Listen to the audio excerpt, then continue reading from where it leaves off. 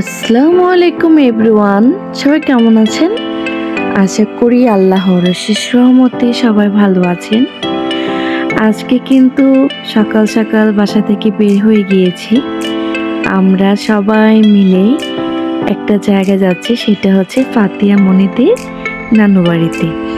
আসলে অনেক দিন যাবৎ বাসায় আছি, কোথায় যাওয়া হচ্ছে না। মানহাও বায়না ধরেছে সে একটু ঘুরতে বের হবে, তাই চান্স যেহেতু পেয়ে গিয়েছি, তাই মানহা, আমি, ফাতিয়া, তার মামি একসাথে বের হয়ে গিয়েছি। আমরা কিন্তু এসে পৌঁছেও গিয়েছি। ফাতিয়া মনি তো তার নানু বাড়িতে এসে অনেক হ্যাপি। আসলে বাচ্চারা যখন নিজের বাড়ি থেকে অন্য কোথাও শিফট হয়, তখন তাদের মনে হয় খুশির মাত্রাটা অনেক বেড়ে যায়। এই যে দেখেন, তারা কিন্তু এখানে এসে অনেক হ্যাপি।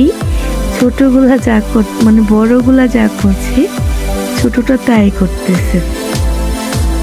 তারা অনেক মজা করছে। বাসা থেকে বের হয়ে গিয়েছে, যে দেখেন তারা এখানে প্রচুর ফুল উঠাচ্ছে।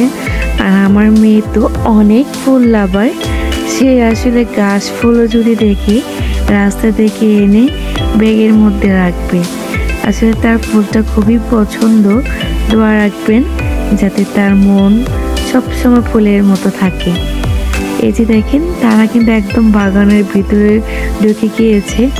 এই সাইড দিয়ে তো এই গাছগুলার অনেক মানে ফুল ফুটে, আর সাদা সাদা। আসলে এই গাছটার নাম আমার তেমনভাবে জানা নেই, বাট এখানে অনেক গাছ আছে, এখানে অনেক ফুল পড়ে থাকে। আসলে শহরে তো এরকম পরিবেশ পরিস্থিতি দেখা যায় না। বাচ্চারা যখন এসে এই সুন্দর প্রকৃতি দেখে, তারা আসলে নিজেকে সামলে রাখতে পারে না। একটা জিনিস এখন আপনাদেরকে দেখাবো, চলেন। এই যে একটা গাছ, মাশাআল্লাহ বলে দিবেন, এত সুন্দরভাবে কাঁঠাল হয়েছে। গাছের প্রত্যেকটা ডাল, মগ ডাল, কোনো ডালে বাকি নাই যে এখানে কাঁঠাল হয়নি। অনেক সুন্দর লাগছে। এগুলো তো এখন ছোট, যখন বড় হবে কতই না সুন্দর লাগবে। আর এই যে দেখেন, এত ছোট গাছ, আমরা নিজেরা এই যে দেখেন হাত দিতে পারছি। গাছগুলোতে একদম আমে ভরপুর। আমরা কিন্তু এখান থেকে দুইটা আম অলরেডি ছিঁড়ে নিয়েছি। আসলে যার গাছ তাকে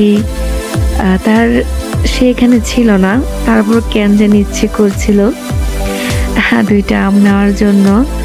পরিচিত, যাই হোক পরে বলে দেব। এই যে আমরা কিন্তু এখন নদীর পাড়ে চলে এসেছি। এটা কিন্তু ব্রহ্মপুত্র নদ। এখানে আসলে পানিগুলো কত সুন্দর। এখানেও এসে দেখি এখানকার লোকাল বাচ্চারা ফুল নিতেছে। আমার মেয়ে এসে আবার লেগে পড়েছে এখানে। আসলে ফুল এমন একটা জিনিস যা গাছেই মানায়। আমার আসলে গাছের ফুল হাতে নিতে ভালো লাগে না, বাট যেহেতু বাচ্চাদের নিয়ে এসেছি, তারা তো ছিঁড়বেই। আর এখানে অনেক ফুল এমনিতেও পড়ে থাকে। যাই হোক, একটা দিনের জন্য না হয় মেয়েকে ছেড়েই দিলাম। আর সে এখন আমার সাথে বায়না ধরেছে সে নদীতে পা ভিজাবে। এই যে দেখেন, যে কাজ মানে সেটাই করছে। আর এই পাশ দিয়ে দেখলাম যে ছোট্ট একটি বোলগেট চলে যাচ্ছে পাশ দিয়ে। মানহাতে এত কাছাকাছি নদীতে যায়নি। আমাদের এখানে শীতলক্ষা নদী আছে, বাট এখানকার পানি তো খুবই নোংরা। সে কখনো পা যায়নি বা হাতেও নেয়নি।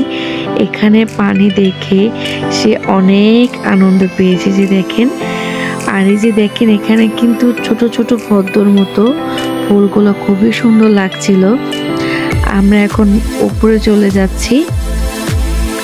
এসে আমি ওকে অনেকগুলো ফুল উঠিয়ে দিয়েছি, যে ওর ফুল কিছু ছিল, তার একটা ছোট ভাইয়া নিয়ে সব নষ্ট করে দিয়েছে, কান্না করছিল। তাই আমি তাকে কিছু ফুল উঠিয়ে দিলাম। রাস্তা দিয়ে হাঁটতে হাঁটতে দেখি, এই যে দেখেন, এটা কি বলেন তো, সজনে পাতা। এই পাতাটা তো অনেক উপকার। এর জন্য আমরা সবাই এখানে দাঁড়ালাম। আমরা কিছু সজনে পাতা নেব। এর জন্য আসলে এই পাতাগুলো ভর্তা, শাক ভাজা বিভিন্ন আইটেম করা যায়। আশা করি আজকের ব্লগটি ভালো লেগেছে।